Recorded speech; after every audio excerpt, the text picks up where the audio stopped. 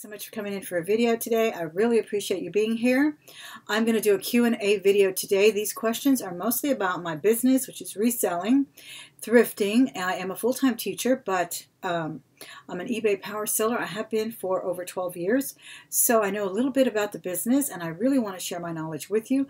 I do a lot of reselling in the handbag realm and the jewelry realm, as well as just all-time good old-fashioned collectibles and that kind of thing. Toys, clothes, everything. I've dipped my hand in just about everything as far as reselling.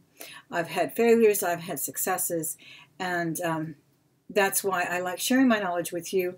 I want to assure you that we all have made mistakes, that we all will continue to make mistakes, but that we learn from them. And hopefully a venue such as this one here in Q&A can help those who are just starting, or the veterans that are at it for a while now can help the rest of us. So I hope that you will take advantage of this video and leave your questions down below. Leave your comments if you don't like the way I answered a particular question, or you have something to add or interject. Please do so, because that's exactly what keeps these types of videos vital and keeps them useful, which is what we really want in the end. Is we want our content to be useful. I had a series of questions last week, and I wanted to address them today, so I'm going to pull them up in my iPad and talk about them. If you are new to the channel, guys, don't forget to subscribe. Don't forget to hit that like button as soon as you walk in. I think you'll be very pleased with the content. But more importantly, don't forget to hit the bell there on the right, I believe, because that will notify you when I upload a new video and when I go live on Saturdays. And I do take your questions on Saturdays as well, but we do just usually a haul and a live chat on Saturdays, because that's always fun to talk to subscribers. All right, so let me pull up these questions from last week, and I'm so grateful for your questions, guys. Keep them coming. Keep them posted here on this video. That way I don't have to keep fishing them from other videos. But of course, if you ask me a question on another video, I'll address it as soon as possible. Okay, well, somebody asked me about my cool mannequin. I don't know if you can see this one. Isn't she cute? Can you see her there? When I first started selling on eBay, I really wanted to have all of the I really wanted to have a lot of the things that I thought I would need, which is a mannequin for my jewelry. And I did mostly concentrate on jewelry and handbags in the beginning. That's mostly what I sold, jewelry and handbags. And it was so easy and so much fun. And I didn't go into clothing and all of that until later. I always sold clothing because I would sell clothes that I no longer wanted or didn't fit, or my kids outgrew. But I never actually actively sourced to sell until, I don't know, I guess about 5 years ago. I started seeing a lot of designer items, and I just thought I could sell them, so I did. And yeah, so mostly jewelry and handbags is what I used to do, and that's why I bought that mannequin. I didn't pay but maybe $30 for it. I loved it. I bought a torso mannequin. What else did I buy? I bought some hand displays for jewelry and that kind of thing. The other mannequins that I have that I use out in the garage, those I've been lucky enough to find at thrift stores. My husband found me a beautiful, large, full-size mannequin, or kind of a woman's size, I guess, for the extra large clothes and things like that. For plus sizes, he found me that from a friend who also has kind of a resale store. Wouldn't know if it's resale. It's more like, yeah, it's more like a resale, not quite a thrift store. And so they bought it. They never used it, so he bought it from them and gave it to me. He says, I recently started collecting antique cameos, and I'd love to hear some of your tips on how to spot authentic cameos and not get tricked by the fakes. Love your channel. Well, I'm certainly not an expert on cameos. I wish I would have done a little bit more research. But I just know that you can kind of tell when they're carved if you look at them under a loupe. You can see whether they're made of shell and how they're carved. You can even see, like, if there's a really symmetrical placement of the cameo, you can tell it was just glued on there. So that's one thing I know. And you can also, if you turn it from the back side, you can see a little bit through it. So the shells tend to be not that opaque. So also you can see a little bit of light glimmering through that.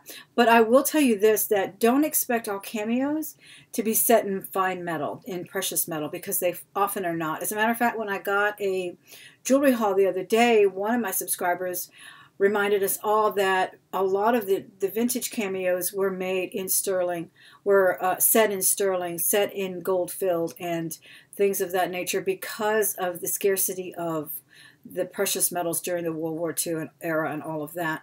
So definitely look for that. I have a beautiful necklace that I had forgotten I gave to my daughter, and I recently saw her wearing it, and it has an array of cameos in all different colors and all different materials, but they all look like shell, but they just all look a little bit different, and it's a gold-plated necklace. Excuse me, and it's a gold-plated bracelet. It's just absolutely gorgeous, but it's definitely vintage. It's definitely genuine cameos. But that's all. If anybody else has any other tips or comments about that question, please address it here. I know that he would love to hear more about it, and I wish I had all of the answers, but that's the only thing I know, is that I do look at it under a loupe. You can easily tell whether it's a hard shell material, and the plastics are usually very easy to detect. They've got that plastic feel. They're not cold as a shell or another material might be. And she says, what do you think about factory outlet bags? Do you think they are less quality? Thank you for sharing. Yes, I do. Not so much. Yes, I do, actually.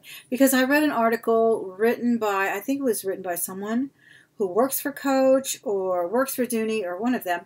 But there was a big article. It actually had quotes from them, rather. It wasn't written by them. But it was a huge article. I believe it was in Vogue magazine or one of the top-selling magazines. And they talked about the fact that there are bags that are made just for outlets. There are the Dooney bags that are made for outlets. There's even Gucci that's made for outlets. And Dooney & Burke and several other designers that make their bags just for the outlets. And to me, that just spells diffusion. That just spells, what is that word? Reductive? Reductive? Kind of reductive. Let me define reductive. Define reductive. Tending to present a subject or problem in a simplified form, especially one viewed as... Yes, there you go. See? Reductive. It has a reductive quality where their materials can be less, their design may be less. They're just more mass-produced. They really are, and they're made for that market. That's why that's why they price them cheaper. And this is why I hesitate to ever do retail arbitrage from Marshalls or TJ Maxx or any of those, because I knew people that were executives also at those stores and managers, and that is why the items are there. They are there because they're either flawed or they have a lesser quality workmanship to them. So I hate going to a store. I'd rather go to a thrift store and know that the Gucci I may find that I know is authentic by my own background knowledge is not compromised in any way. It might have a stain on it, but it was a genuine article to begin with. And that's what I just don't like about outlets, and I don't like about Marshalls and TJ Maxx. I always feel that when I go to Marshalls or TJ Maxx, I need to look for the flaw. And I'm there looking, does the zipper work? Is there a seam that's off? Is the button a little bit crooked? There's always got to be something wrong with it. Whereas I could go into Macy's and go into their 75, 90% clearance, and I don't have to have that problem. I mean, like I said, the article blatantly stated that fact. Blatantly said there are items, these handbags are not mass-produced.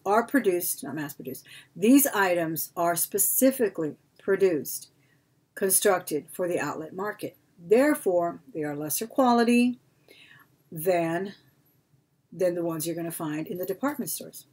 That's just all there is to it. So I actually look for that as well and ask if I ever am sourcing, or rather if I'm ever shopping on eBay, I really do ask them if it is an outlet bag. And sometimes you can tell just by the price tag on them, because if you buy a Gucci at a Gucci salon, you're not going to see a price tag dangling on the side of it, and you are going to see that in an outlet bag. So when you're looking through Posh and you're looking through those kinds of places, make sure that you pay attention to things like that. Make sure that you ask questions, because they may be from an outlet. Now, I'm not saying that they're going to be damaged or anything like that. I'm just saying they were made for the outlet market. So the outlet market is a cheaper price. Therefore, you're probably looking at a cheaper workmanship, cheaper, they cut corners. They don't put the entire leather trim, let's say on the inside. They may use if it's a key fob like what Dooney & Burke has, they may use a nylon strap instead of the leather like they used to. So they cut corners here and there. So definitely lesser quality in an outlet bag for sure. This is Tammy. Thank you for the question, Tammy. She says, do you pick up bags that need to be cleaned or conditioned to resell? I picked up a couple of vintage bags recently that are the raw leather and they have a few scratches. Is there anything that will take those out, or is that just a characteristic of a vintage bag? Thank you. Kim Riggs also says, I agree with Tam's Place, would like to know more about cleaning and conditioning leather. Well, I will say this. When you get a new leather, I think you said raw leather, I'm not sure if you're talking about vachetta leather, which I don't think is kind of the signature of a Coach bag. It's more like Louis Vuitton on their handbag, on their trim and all of that. The more you use it, the better it gets, the prettier it gets. It gets that honey color, and it gets you the oils from your hands, and it just conditions it naturally, beautifully. Now, with a Coach bag, when you first got these Coach bags, yes, you would see a scratch on it and so forth if you grabbed it the wrong way or something, until it gets that really nice condition. This is a bag I'm going to show you a lot more closer when I do my handbag haul, but I am in love with this vintage Coach bag.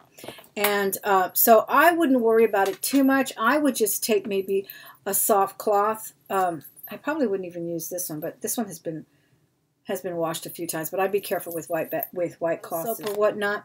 I don't believe in putting the olive oil in all of that, and there are quite a few videos on cleaning handbags, so don't take anything that I say as creed, okay? It is just what I do. So always test your handbags. I usually test it on the inside pocket or in a crease or something that's not going to be obvious. But what I like to do, like this one right here, has that discoloration. My husband's boot polish and put that on there to blend into that discoloration. But what I like to do, I'll get a nice, and people have criticized me for this before, and that's okay. We've got some handbag Nazis out there that I had to block because they got really nasty with me, but that's okay. But I've used good lotion, hand lotion. It's good enough for my hands. It's good enough for my dead cow right here, okay? Anything that's not scented, I'm not going to get, Body Works or anything, any kind of scented creams, but I'm going to get plain cream, and I will rub those corners in. And, they get dusty in the corners too, guys. But if I still see that there's a little bit of discoloration right there, I'm going to put just a dab. And I love to just dab it because I don't want it to look black and shiny. I want it to look as if it's blended. Brilliance on it, not really shiny and obviously treated. I really want to preserve the integrity of the bag. And sometimes they're very dusty on the inside too. So you'll get in the corners there, and you can pull all that out. You can blow it out. I like to use air in a can here and blow it right out. And that's it. Nobody wants to get a bag with a bunch of little lint or an old bobby pin or something in there. So that's all I do there, guys. But as I said, proceed with caution. Test it on a corner or inside a pocket in a tiny spot first, and just understand that this is what I do. I by no means am telling you to do it. You do it at your own risk. The same thing with the linings too. Sometimes you'll get those beautiful bags that the lining has been damaged. I've used Palmolive. I've used the good brands of dishwashing liquid to wash those out too.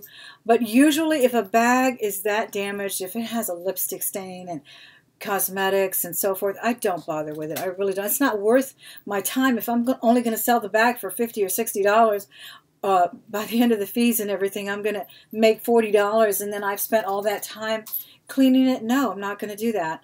But like I said, the exterior of the handbag is pretty easy to clean and condition with just some lotion and a soft cloth.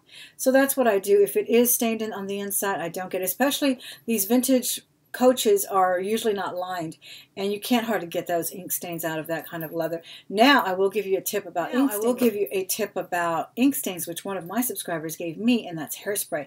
And I always had heard that and seen that in some blogs, but I never tried it myself. And I had sold this Louis Vuitton that was really nice when I sold it. I don't know what happened, but when she got it, she said it had a tiny little ink mark. And either I didn't see it or maybe she had buyer's remorse, and I don't know. I don't want to accuse anybody. I shouldn't say anything. So take that back. But when I got it back, I decided to go ahead and do the hairspray. And I had that old-fashioned, I think it was Aquanet or something. I had an aerosol spray of hairspray. So I did it, and I sprayed it, and I wiped it, and the ink came right off. It was incredible. No stain or telltale signs of any kind of treatment or anything like that. It was perfect. So I was so happy about that. That was fabulous. But that's what I do with my bags. I do not buy a bag that needs that much work.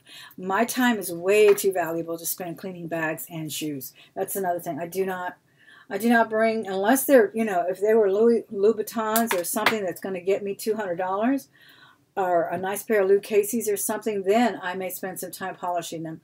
But there's so much more out there to buy. There really is.